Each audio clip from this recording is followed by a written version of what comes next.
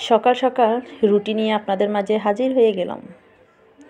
Hello everyone, আসসালামু আলাইকুম। কাছে কিংবা দূরে, দেশ কিংবা দেশের বাহিরে, পৃথিবীর যে প্রান্ত থেকে এই মুহূর্তে আমার ভিডিওটি দেখতেছেন বা দেখবেন, আল্লাহর অশেষ রহমতে আলহামদুলিল্লাহ বেশ ভালো আছেন।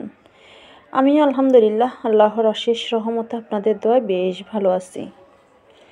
আর প্রতিদিনের মতো নতুন একটা ভিডিও নিয়ে আপনাদের মাঝে হাজির হয়ে গেলাম শামিমা ডেইলি ব্লগ থেকে। আমি শামিমা। আর বন্ধুরা, এই যে আমি রুটিগুলো অফ ক্যামেরায় বানিয়ে নিয়েছি, আর বানানো শেষ করে এখন তাওয়াতে চলে আসলাম। সবটা আর শেয়ার করলাম না, যেহেতু অনেকটা গরম পড়তেছে। কি ভিডিও করব, কি বানাবো, অনেক অস্থির লাগতেছে। আর রুটি তো বানিয়ে খাওয়া দাওয়া সবটা করে নিলাম, এদিকে অনেকটা কাজ করে নিলাম। আর কাজকর্ম সবটা সেরে, দোয়াফালি সেরে, এদিকে যেহেতু আজকে শুক্রবার, আর শুক্রবার মানেই তো ভালো মন্দ কিছু খাওয়া দাওয়া। আর সে কারণে এখানে আমি চাউল ভিজিয়ে রেখেছি, আর অফ ক্যামেরায় কুটা বাছা করে নিয়েছি। এই যে আমি চিকেনটাও ধুয়ে নিয়েছি, আর আরও একটু ধুয়ে নিতে হবে। ভাবলাম পোলাও করব আর চিকেন রান্না করব, কিন্তু আমার মেয়ে বলল পোলাও খাবে না, বিরিয়ানি করতে। আমি বললাম অনেকটা গরম পড়তেছে, বিরিয়ানি খেলে আরও গরম লাগবে। সে তো বলতে যেটা বুঝে আর কি, ছোটো মানুষ। আর অমনি বিরিয়ানি করার জন্য আর কি প্রিপারেশান নিয়ে নিলাম। আর এখানে যেহেতু ভাবছি আগে মাংসটা রান্না করব, সে কারণে আমি পিসগুলো একটু বড় করেছি। আর এখন পিসগুলো আবার ছোট ছোট করতে হবে, যেহেতু বিরিয়ানি রান্না করা হবে। আর এই যে বিরিয়ানি রান্নার এখন আমি চিকেনটা আর কি ছোট ছোট পিস করে নেব।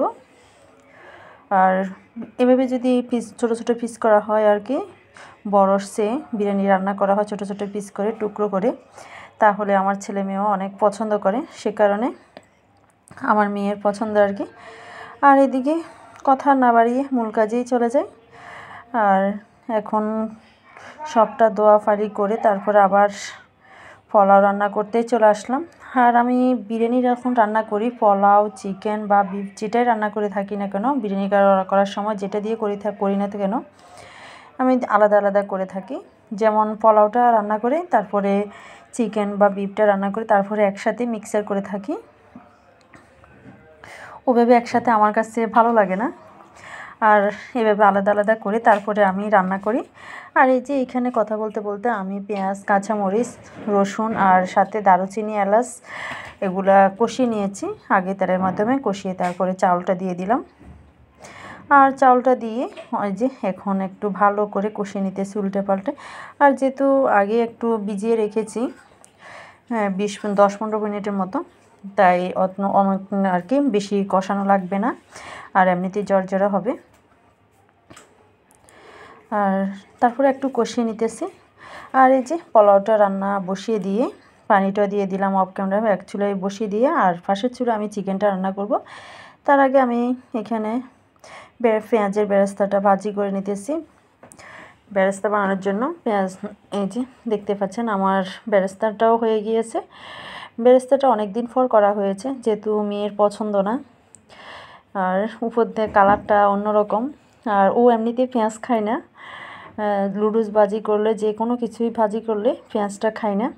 এটা মনে হয় সব ছোটো বাচ্চারা পেঁয়াজটা পছন্দ করে না।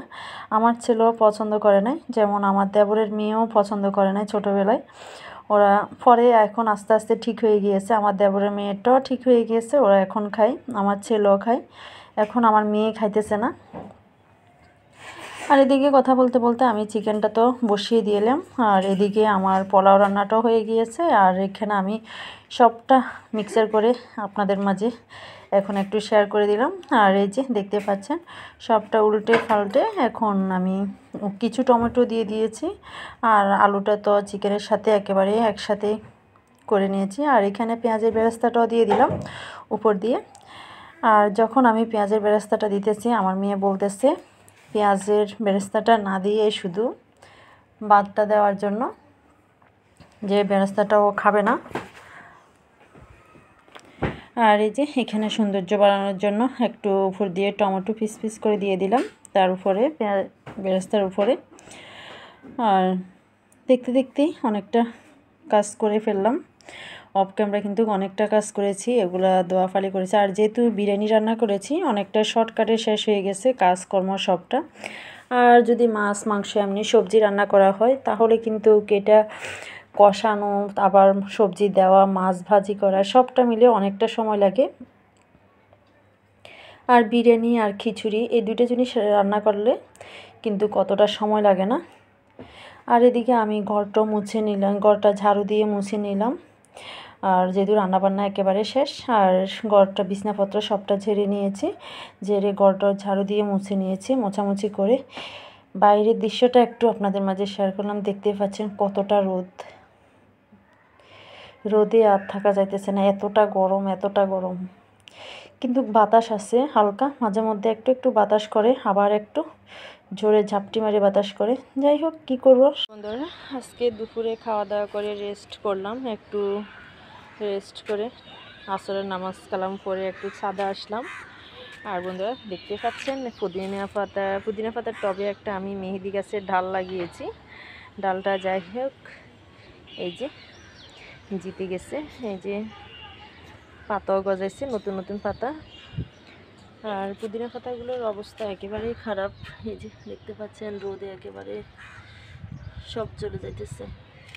এখানে অনেকটা ছিল, সব জ্বলে গেছে। এখানে একেবারে হলুদ হলুদ হয়ে গিয়েছে। এটা আবার কিছুটা আছে অন্তত।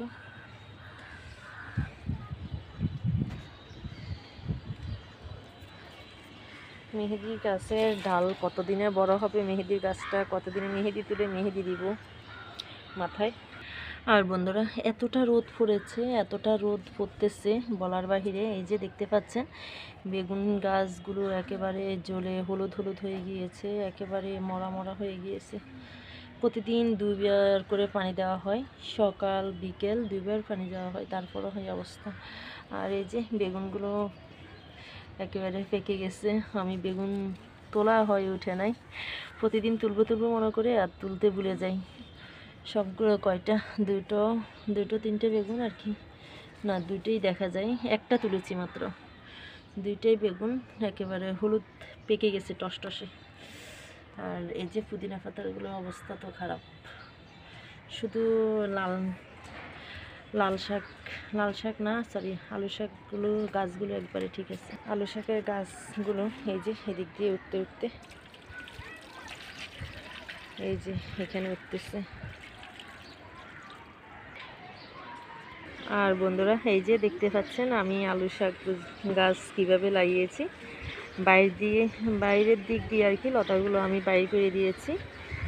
আর এই যে ভিতরের সেট, আর এদিক দিয়ে বের করে দিয়েছি। আর বন্ধুরা অনেকটা তাড়াতাড়ি আসলাম, এখনও সূর্য ডুবো ডুবো অবস্থায়। আর এই যে রোদের ঝিলিক দেখা যাইতেছে একটু চকচকে।